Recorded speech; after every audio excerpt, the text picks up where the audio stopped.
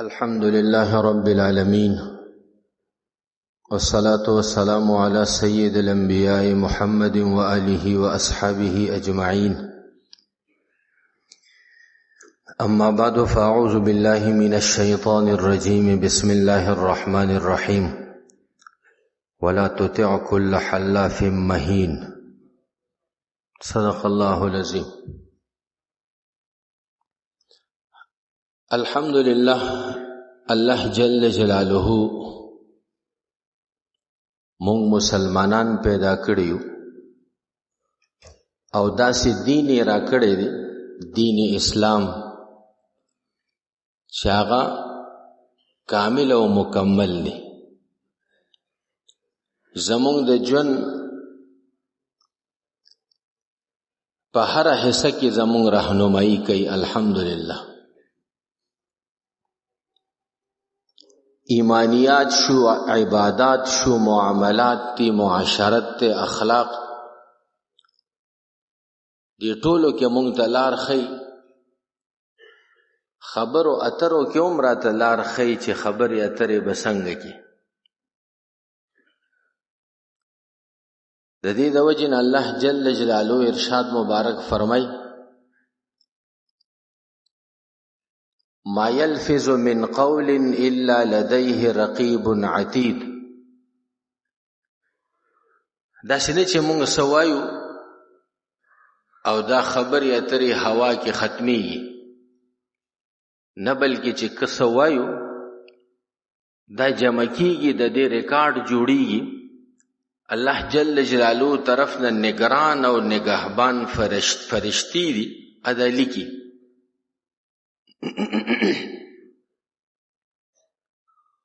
نو د سینې چې سوایو بسوم ویلي. د دې د وجې نه نبی کریم صلی الله تعالی علیه وسلم احادیث مبارکو کې مونږ ته دغه تعلیم او هدایت، شریعت مونږ ته دغه تعلیم راکوي چې خله دا په کنټرول باندې سړی خوځي. الفاظ د جبه نه چې کله وباسي نو ډېر احتیاط کوي، بلکې خاموشي پکار د من سمت نجا. سړی چې خاموش پاتې شو به د نجات بیا موندو. او خيار انسان کم خبرې کوي او قمقل انسان ډېرې خبرې کوي، او چې کله خبرې ډېرې کوي نو دې کې به غلطیان هم ډېرې راځي. دې د وجې نه مسلمان به سنجیده وي، د خبرې اترې به هم سنجیده وي. دا تعلیم د مسائلو دی. زه یو مسلې طرف ته ستاسو هغه توجه راوړم. نو ځکه مې دا مخکې خبرې حضرت مفتی صاحب دغه کتاب خپل وړوکی یو کتاب لیکلی دی، کتاب القسم.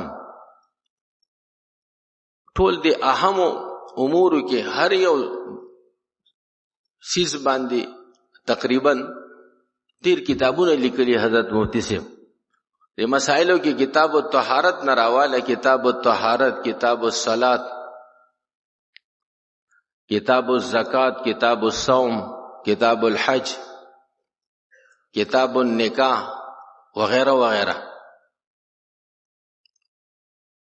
نو کتاب القسم یو وړوکی رساله ده، شل پنځه شپاڼې دي پکې قسم او د نظر مسلې پکې تفصیل سره دي. زمون دی خبرو اترو کې مونږ کله کله قسم هم خورو. الله جل جلاله محبوب پیغمبر ته ارشاد فرمایي: ولا تطع كل حلاف مهین. هر قسم خور ذلیل سړی خبر ممنه. دینه پته لګي دا قسمونه خوړل د خپل عادت جوړول دغه خبره نه ده، او دا ډیرو خبرو سره کیږي. سړی چې ډیرې خبرې کوي قسمونه هم بګي خوري. نه مسلمان به سنجیده وي، نو قسمونه به د په خبرو کې نه راځي. البته چې کله ضرورت شي نو بیا قسم کول دا جایز، او خپل قسم هغه بیا پورا کول چې جایز امورو کې وي، خو خبرو کې وي او ښه کارونو کې وي، او واجب دی هغه قسم پورا کول. د ګناه په کارونو کې چې وي نو هغه ماتول واجب دي. یو سړی قسم وکړي چې زه به دومره دومره خیرات کوم، دومره دومره منځ به کوم، داسې به کوم، یو ښه کار د پاره قسم وکړي نو د پاره د هغې پوره کول دا واجب دي. او که دې قسم وکړي چې زه به منځ نه کوم، پلار سره به خبرې نه کوم، مور سره به خبرې نه کوم، نو داسې ځای کې چې دې داسې قسمونه خوري د دې ماتول واجب دي. نو بعضې امورو کې قسم نشته دی. او د قسم 3 قسمونه دا ذکر کړي حضرت مفتی صاحب دامت برکاتهم العالیه، ټولو فقهاو کتابونو کې دا ذکر کړي، قرآن کریم نه حدیث مبارکونه دغه معلومی. یو ته یمین لغو وي، بیهوده قسم وي، غیر ارادي طور باندې کله کله سړي د خولې نه د قسم الفاظ وځي. نو علماء کرام د دې 2 تشریح کوي. یمین لغو دې ته وي چې کله کله سړی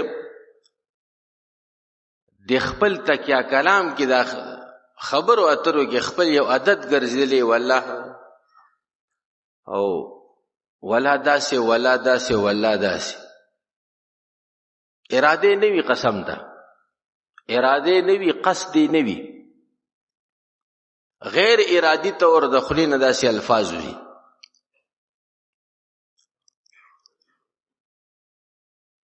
نو دې ته یمین لغو وي. یا ارادي طور باندې قسم وخوري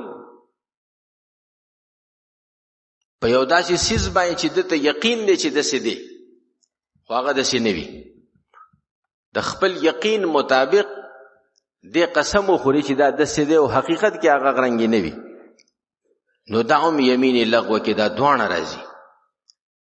د یمین لغو حکم دا دی چې په دې باندې څه ګناه نشته.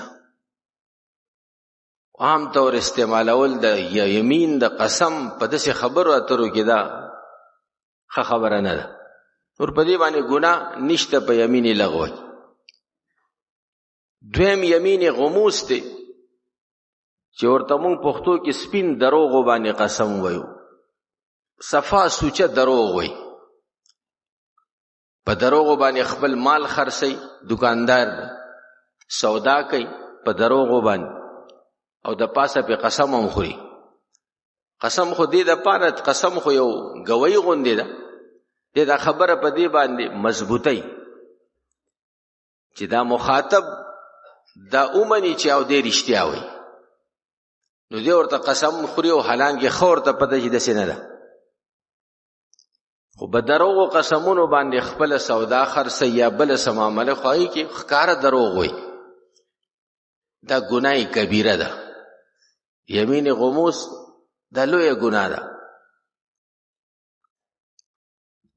د دې لپاره دغه د چې استغفار دی الله جل جلاله نه بخنه غوښتل دي، توبه وستل دي. دا د یمین غموس بیا دغه حکم دی چې دسې قسم مخې ته راغی نو باغې توبه وستل دي، ځکه سړی ګناه وکړي نو توبه به وباسي. مسلمان شان سره نه ښایي چې دې داسې وکړي، خو چې وشي دې به توبه وباسي. او دریم نمبر یمین منعقده دی. په داسې خبره باندې قسم وخوري چې آینده د پاره مستقبل زمانه کې چې داسې به کوم یا داسې به نه کوم، نو دغه که د خپل قسم مطابق کار وکړو، د قسم کړو قسم یې پورا کو سبې نشته، خو قسم یې مات کو نو بیا په د جرم شته دی، هغه کفاره ده. دا مې ورته وړاندې ویل چې داسې خبرو باندې قسم کول چې هغه ښکلې خبرې دي، ښکلې کارونه دي، نو پورا کول واجب دي. که پوره نه کو نو بیا به کفاره ورکوي. او یا داسې خبرې چې هغه پورا کول دا حرام دي، دې په ګناه باندې قسم کوي چې پلار سره به خبرې نه کوم، مونځ به نه کوم، روژه به نه نیسم، نو دا ماتول واجب دي. نو چې قسم کله مات شي دی حانس شي، دی به د قسم کفاره ورکوي. اوس د قسم کفاره څه ده؟ قرآن کریم کې الله جل جلاله قدر سلور سیزونه ذکر کوي. فکفارته اطعام 10 مساکین من اوسط ما تطعمون اهلیکم او کسوتهم. دغه لسو مسکینانو ته لسو غریبانانو ته د خپل وس مطابق خوراک ورکول او یا هغې ته کپړې ورکول. دغه لسو مسکینانو ته او که دا نه وي بیا غلام آزادول دی، غلام وینځه آزادول. او که دغه وسم نه وي نو بیا روجې نیول دي او روجې 3 روجې دي 3 او دغه 3 وانه روجې پرله پسې نیول دي یو بل پسې. داسې نه کېږي چې یو روجه ونیسي بیا یو روز روجه نه نیسي په بله ورځ روجه ونیسي، نه 3 روجې به وي او پرله پسې وي. دا د قسم کفاره ده، د یمین منقده. خلاصه ده چې دا قسم 3 قسمه ده: یمین لغوه، یمین غموس او یمین منقده. یمین لغوه باندې ګناه نشته، یمین غموس دا ګناه کبیره ده، په هغې باندې به استغفار وي. او یمین منقده کدی پورا کو صدر باندې نشته او کدی مات کو دا قسم خلاف دی وکړو بیا به کفاره کی لسو مسکینانو ته خوراک ورکول دي 2 ټیمه او یا هغې ته کپړې ورکول دي لسو کسانو ته او یا 3 روجې نیول دي. که دغه وسې نه رسي 3 روجې دي ونیسي، 3 روجې هم پرله پسې او غلام او وینځه آزادول. دا مش نمونه خروار زما دی وړاندې زمونږ رونو دا خبره ذکر کړل. کربوغه شریف دا کالو سر دا ترتیب دی، کالو سر خپل اصلاح سره سره ضروری چې کم علم دی هغه مخې ته راځي. نو خپل وخت دا مونږ فارغ کو او کم از کم سنه وخت الته ولګو، چونکه دین زده کول مونږ باندې فرض دی. فرض خپل اصلاح هم را باندې فرض ده او دین هم زده کول را باندې فرض دی. د دین ضروری مسلې، ضروری احکام، ضروری خبرې الحمدلله دغه چله کې دا مخې ته راځي. الله جل جلاله توفیق راکړي.